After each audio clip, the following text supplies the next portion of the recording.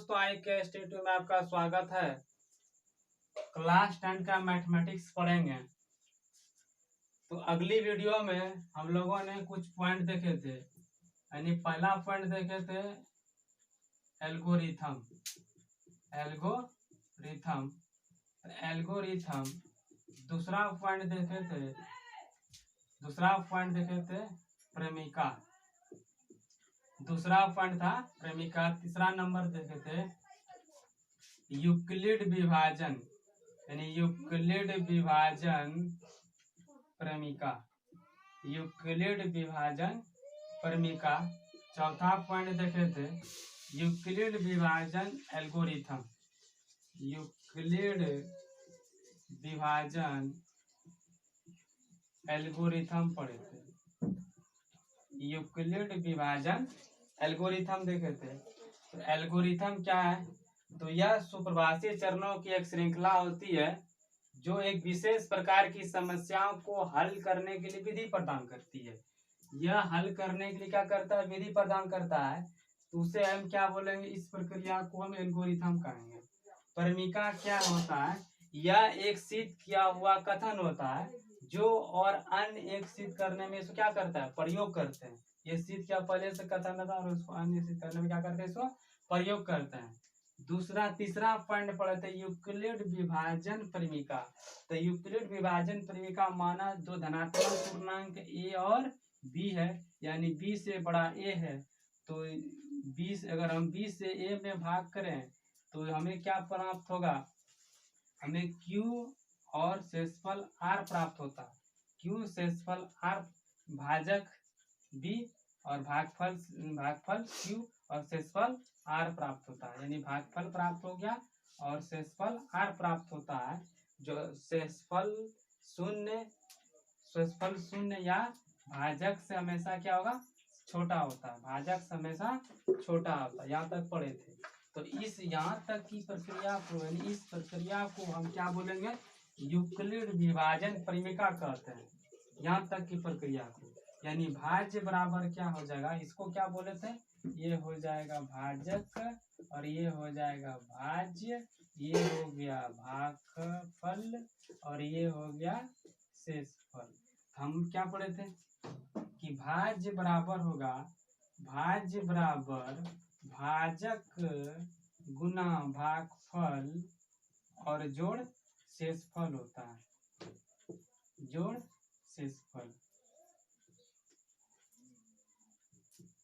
शेषफल होता है। लिखा नहीं रहा, सॉरी। जोड़ शेषफल होता है। तो यहाँ तक की प्रक्रिया को हम क्या बोले थे? यूक्लिड विभाजन प्रेमिका। और नेक्स्ट पॉइंट पढ़े थे यूक्लिड विभाजन एल्गोरिथम। तो यूक्लिड विभाजन एल्गोरिथम क्या है कि माना दो धनात्मक पूर्णांक c और d है, यानी c जो है क्या, वो d से बड़ा है। तो c जो है वो d से बड़ा है, तो हम उसी तरह करेंगे, यानी d से भाग करेंगे किसमें? c में। तो ये कितना बार लगेगा? तो ये जो है q बार लगा था और शेषफल r प्राप्त हुआ था। इसमें हम 3 पॉइंट लिखाए थे। 3 पॉइंट।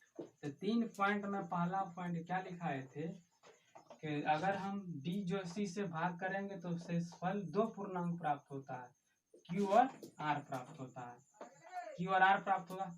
दूसरा पॉइंट में 2 पॉइंट लिखाए थे कि क्या लिखा है? अगर शून्य प्राप्त हो गया तो c और d का भाजक ही एलसीएम निकलता है। c और d का एलसीएम d हो जाएगा। और दूसरा पॉइंट लिखाए थे इसमें कि अगर शून्य प्राप्त नहीं हुआ है तब इसको फिर से हम क्या करेंगे? फिर से यूक्लिड विभाजन करेंगे। और तीसरा पॉइंट लिखेंगे दो वाले जो है ये बार बार तब तक करेंगे जब तक कि शेषफल शून्य प्राप्त ना हो जाए। शेषफल शून्य प्राप्त हो गया, वही c और d का भाजक यानी एलसीएम d निकल जाएगा। तो इसी प्रक्रिया को हम क्या बोलेंगे? इसी प्रक्रिया को बोलते हैं, ये Q2 मान लेते हैं और ये R निकल जाएगा। ये शेषफल शून्य प्राप्त हो जाएगा। इस प्रक्रिया को हम क्या बोले थे, यूक्लिड विभाजन प्रमेय। मुझे उम्मीद है यहाँ तक समझ में आ गया होगा। अब उदाहरण की ओर बढ़ते हैं। तो उदाहरण है, उदाहरण की ओर देखते हैं। तो उदाहरण क्या है, उदाहरण एक है कि 4052 और 12576 का एचसीएफ यूक्लिड विभाजन एल्गोरिथम का प्रयोग करके ज्ञात कीजिए। यानी इसमें हमको क्या बोला है कि यूक्लिड विभाजन का एल्गोरिथम का प्रयोग कीजिए। यूक्लिड विभाजन एल्गोरिथम, तो हम लोग यूक्लिड विभाजन अच्छी तरह से पढ़ चुके हैं। तो चलिए इसको हल करते हैं। तो देखो इसमें जो है 12576 और है 4052, तो बड़ा है इससे। तो इसको हम यूक्लिड विभाजन एल्गोरिथम का प्रयोग करेंगे। लिखेंगे यूक्लिड विभाजन एल्गोरिथम का प्रयोग करने पर, यूक्लिड विभाजन एल्गोरिथम से लिख देते हैं। यूक्लिड विभाजन एल्गोरिथम से यह प्रयोग करने पर इसमें क्या हो जाएगा, ये जो बड़ा बी है तो हम इस तरह ए और बी माने थे, इसको बी से भाग के, तो उसी तरह इसको क्या करेंगे, यानी 4052 में किससे भाग करेंगे, 12576 को। तो कितना बार जाएगा, ये है 12000, ये है 4000, 4052। तो हमको लगता है 3 बार में चला जाएगा, 3 चौक 12 हो जाएगा, यानी 3 बार में जाएगा। 3 दूना 6, 3 पचे 15, 3 पचे 15 हो गया, और 4 तिया 12, आसानी से घट जाएगा। फिर 0 बचा, यहाँ 2 बच गया, यहाँ 4 बचा, ये कट गया, यानी 0 बच जाएगा सब। तो शेषफल हमें अभी शून्य प्राप्त नहीं हुआ है। तो यह प्रक्रिया तब तक जारी रखेंगे जब तक कि शून्य प्राप्त ना हो जाए। एचसीएम निकालने के लिए, एचसीएम निकालना है ना इसमें। तो 420 से 4052 में क्या करेंगे, फिर से विभाजित करेंगे। तो कितना बार में लगेगा, तो यहाँ लग जाएगा, ये 420 है, तो ये 9 बार में लग जाएगा। 9 चौक 36 हो जाएगा, 137, 9 चौक 36 आ जाएगा, 4 ढंग साले 32 बार 42 हो जाएगा 10 बार में, इसलिए 9 बार में लगाएंगे। तो यह हो जाएगा 0, और ये हो जाएगा 9 दूना 18 के 8, बचा कितना 1, 9 चौक 36, 137, इसको घटाएंगे, ये 2 बच जाएगा, और ये नहीं 10, 5 15, 15 में 7, 8 गया 7, और बचा 9, 9 में 7 गया 2, ये कट गया, शून्य प्राप्त अभी नहीं हुआ। फिर से इस प्रक्रिया जारी रखेंगे। फिर क्या करेंगे, 420 से भाग करेंगे, तो कितना बार में जाएगा, तो ये जाएगा 1 बार में, 2 बार में ज़्यादा होगा, इसलिए 420 ज़्यादा है, 1 बार में लगेगा। घटाएंगे कितना बचेगा, ये नहीं 10, 2 10, 10 में 8 बचा, ये नहीं 10 है 11, 11 में 7 गया, 11 में 7 गया, 4 बचा, 1 बच गया, बचा लिए थे। तो 148 शेषफल अभी शून्य प्राप्त नहीं है। फिर से करेंगे इसको, 2 बार में ज़्यादा होगा, इसलिए 1 बार लगाएंगे, 148 हो जाएगा। घटाएंगे कितना बचेगा, इधर 10 12, 12 में 4, 8 गया 4, यहाँ बचा 6, 6 2 बचा, यहाँ से शेषफल शून्य प्राप्त अभी भी नहीं हुआ, यानी यह 1 बच गया, पहचाने लिए थे 1 बचा, यानी 124 से फिर 148 में क्या करेंगे, भाग विभाजित करेंगे, यानी 1 बार ही लगेगा। 2 बार में ज़्यादा होगा, कितना बचा 4, यहाँ 2 बच गया, फिर घट गया, फिर 124 से भाग करेंगे, कितना बार लगा, 5 बार लगाएंगे तो 120 आ जाएगा। तो 120 आएगा, घटाएंगे कितना बचेगा 4, ये कट गया, ये भी शून्य प्राप्त नहीं आया। तो ये प्रक्रिया तब तक जारी रखें जब तक शून्य प्राप्त ना आ जाए। तो 6 चौक 24, देखो ये शून्य प्राप्त हो गया, घटेगा 0 0, यानी काट भी सकते हैं, शून्य हो गया, शेषफल शून्य प्राप्त हो गया, यानी शेषफल कितना होगा, शून्य प्राप्त हो गया। तो एचसीएफ भाजक ही कहलाता है। तो भाजक कितना है, 4, ये दोनों का एचसीएफ कितना निकल गया, एचसीएफ 4 निकल गया। इसको यूक्लिड विभाजन एल्गोरिथम से क्या हम क्या पढ़े हैं कि भाज्य बराबर क्या होता है, भाज्य बराबर भाजक गुना भागफल और जोड़ शेषफल होता है, यही तो पढ़े हैं। तो भाजक कितना है, कितना स्टेप में आया है, 1 2 3 4 5 6 7, यानी 7 बार इस तरह हम लिखेंगे। तो कितना हो जाए, भाजक कितना, 12576, भाजक कितना है 4052, भागफल कितना प्राप्त हो गया 3, शेषफल कितना है 420। फिर यही क्या हो जाएगा, भाज्य हो जाएगा। देखो दूसरा स्टेप में कितना है 40/52 इक्वल टू भाजक कितना है 420, भागफल कितना है 9, शेषफल कितना है 272। फिर देखो यही क्या हो जाएगा, यही भाजक भाज्य होगा 420, 420 जो है इसका भाजक कितना है 272, भागफल कितना आया, भागफल आया है एक बार, तो एक बार लगा। शेषफल कितना आया, तो शेषफल जो आया है 420 का, शेषफल 148 आया है। ठीक है, फिर यही हो जाएगा 272, 272 कहाँ है 272 या भाजक कितना है 148 है, 148 और भागफल शेषफल कितना आया, शेषफल आया है इसका 124 आया है, 124 आया है। दूसरा नंबर जो लिखेंगे 124 आया है, 124 फिर जो है कितना हो जाएगा 148 क्या हो जाएगा, 148 क्या हो जाएगा इसका भाज्य हो गया, और भाज्य कितना है 24, भागफल कितना है, और शेषफल कितना आ जाएगा, तो शेषफल कितना आया 24, शेषफल 24 आया, शेषफल 24 फिर यही आ जाएगा 124 आ गया। तो देखो भाजक कितना है, भागफल कितना है, भागफल कितना है, भागफल 5 आया, और शेषफल कितना है, शेषफल 4 आया, शेषफल 4 आया। फिर 24 को करेंगे, 24 जो है 24, तो भाजक कितना है 4, भागफल कितना है 6, और शेषफल कितना है 0, यानी यहाँ जो ये सब शेषफल 0 आर प्राप्त नहीं हुआ, इस तरह हम लिख सकते हैं,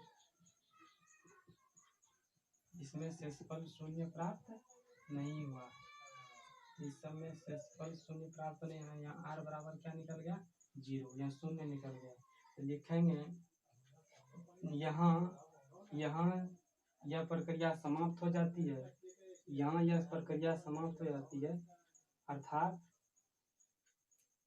4052 और 1276 का HCF 4 होगा।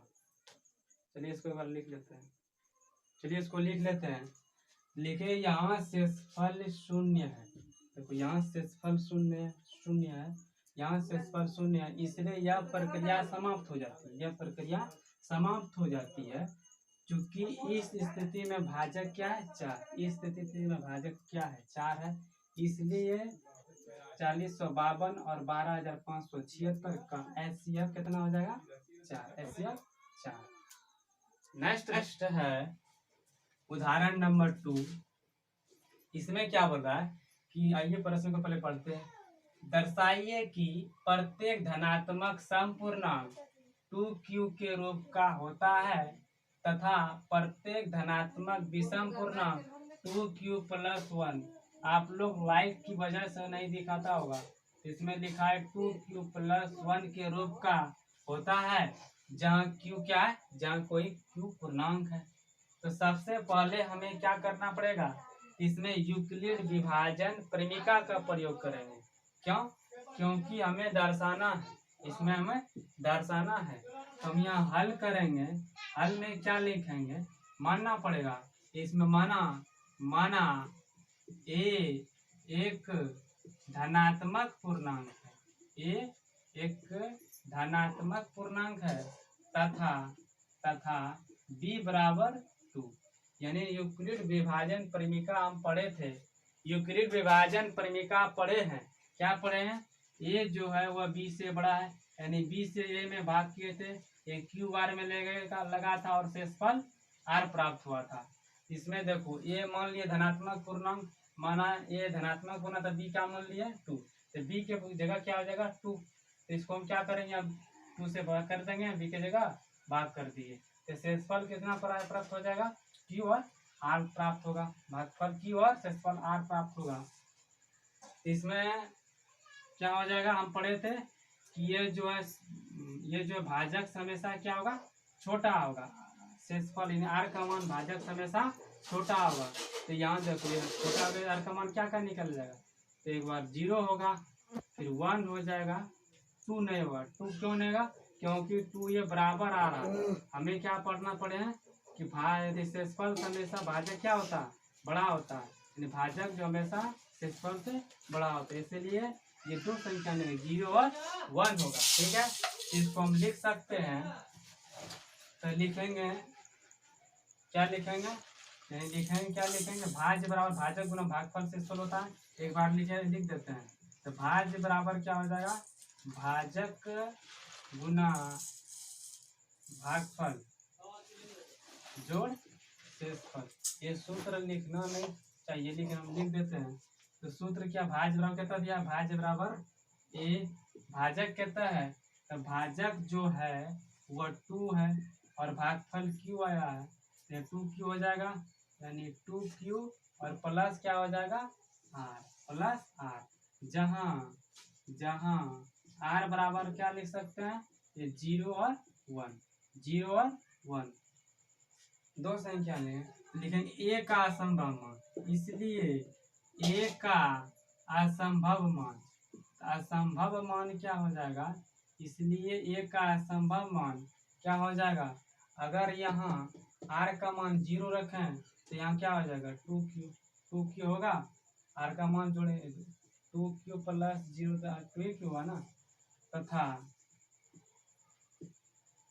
फिर r का मान बढ़ेंगे 2q प्लस 1 हो जाएगा कि नहीं, यहाँ तक हो गया। तो हम लिखेंगे यहाँ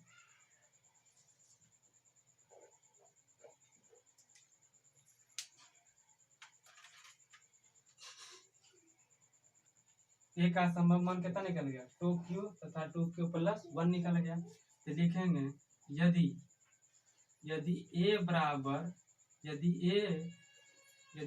क्या हो जाएगा 2q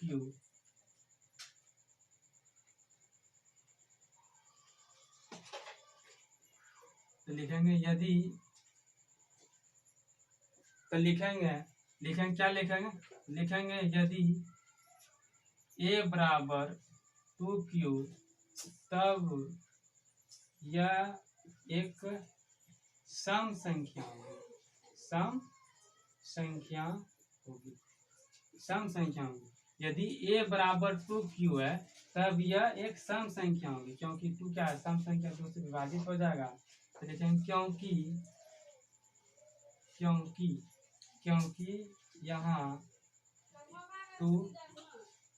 यहाँ 2 एक गुणनखंड है,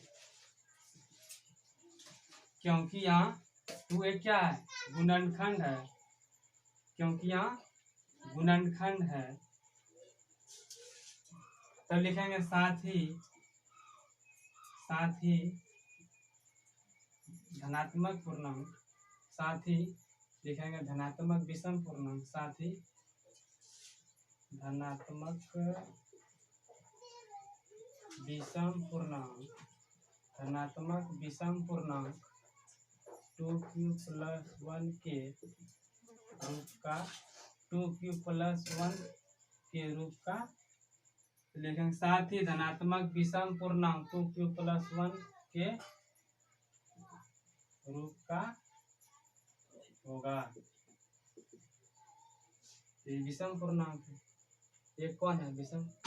आइए नेक्स्ट उदाहरण की ओर बढ़ते हैं। नेक्स्ट उदाहरण है उदाहरण नंबर 3। थोड़ा दर्शाइए कि एक धनात्मक विषम पूर्णांक 4q प्लस 1 या 4q प्लस 3 के रूप का होता है, जहाँ q एक क्या है, पूर्णांक है, q एक पूर्णांक है। तो इस तरह का समस्या को हल करने के लिए हमको किसका प्रयोग करना पड़ेगा, इसमें यूक्लिड विभाजन प्रमेय का प्रयोग करेंगे। तो देखो हम लिखेंगे, मानना पड़ेगा, माना a एक विषम धनात्मक पूर्णांक है या धनात्मक विषम पूर्णांक है, धनात्मक विषम पूर्णांक है, धनात्मक विषम पूर्णांक है, तथा b बराबर कितना हो जाएगा 4, क्योंकि भाजक कितना दिया है 4। क्योंकि हम जानते हैं a जो है वो b से बड़ा, b का वैल्यू कितना दिया है 4, b का वैल्यू 4 है। इसमें जो है अगर हम 4 से विभाजित करें ए में तो कितना बढ़ जाएगा, ये क्यू बार और शेषफल आर बचता है। इसको हम लिखेंगे यूक्लिड विभाजन परिमिका से, यहाँ लिखेंगे यूक्लिड विभाजन, यूक्लिड विभाजन प्रेमिका से। तो यूक्लिड विभाजन प्रेमिका से क्या होता है कि भाज्य बराबर क्या हो जाएगा, यानी भाज्य बराबर क्या होगा, तो देखो इसमें जो भाज्य हमेशा क्या होता है, शेषफल से हमेशा बड़ा होता है, यानी भाजक जो है शेषफल से हमेशा बड़ा होता है, भाज्य जो है हमेशा क्या होगा, शेषफल से बड़ा होता है। इसका वैल्यू क्या निकलेगा, इसका वैल्यू 4 है तो 3 तक जाएगा, 1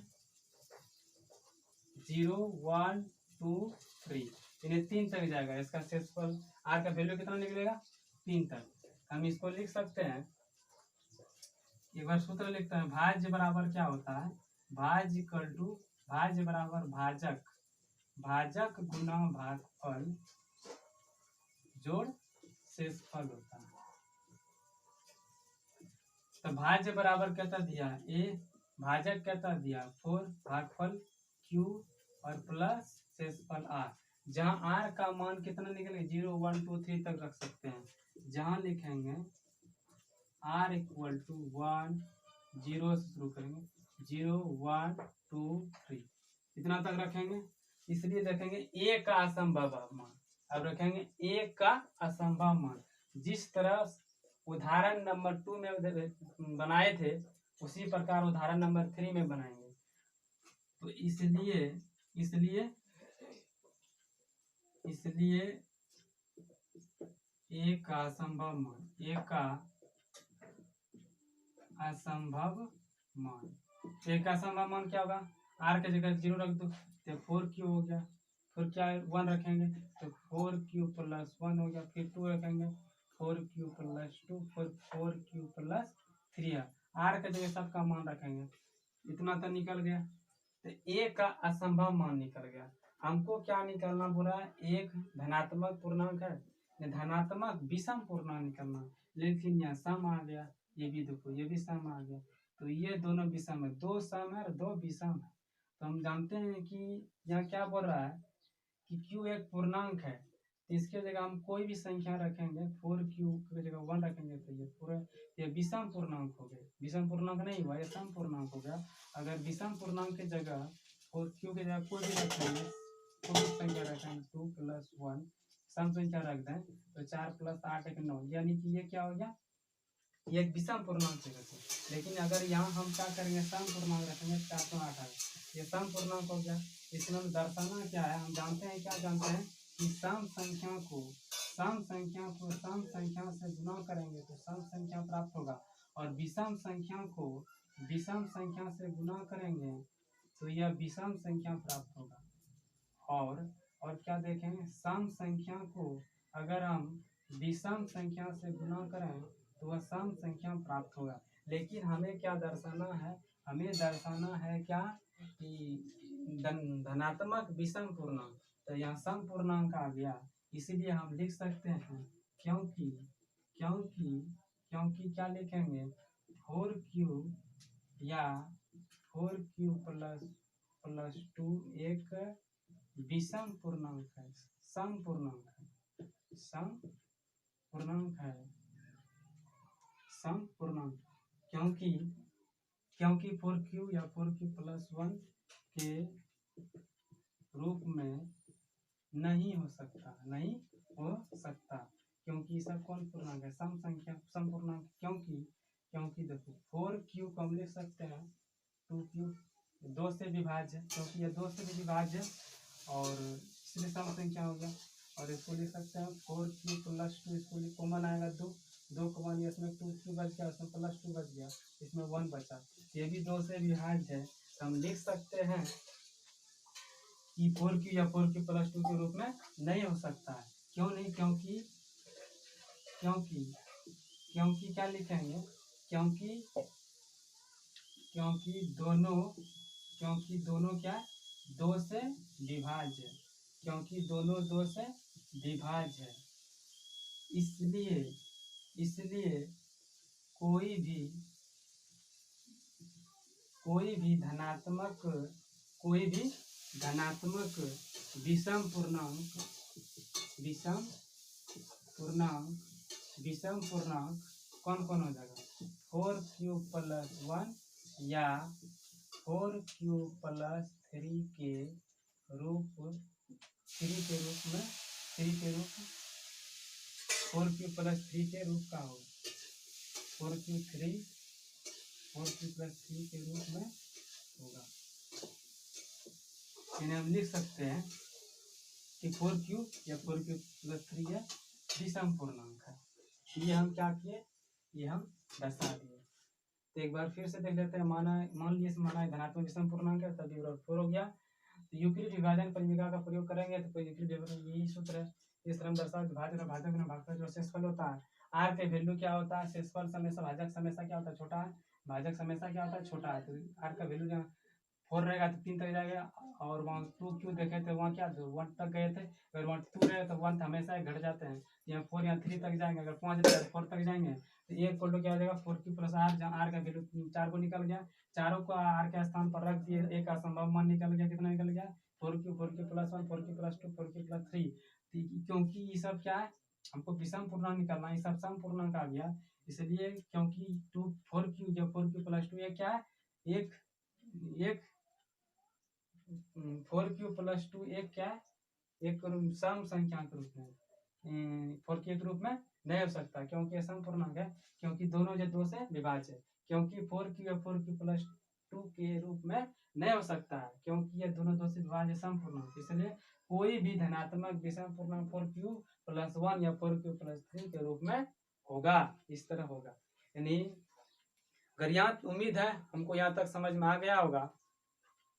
अगर वीडियो पसंद आए तो वीडियो को करना लाइक, अगर मेरे चैनल पर नए हो तो चैनल को करना सब्सक्राइब। Thanks for watching. जय हिंद, वंदे मातरम।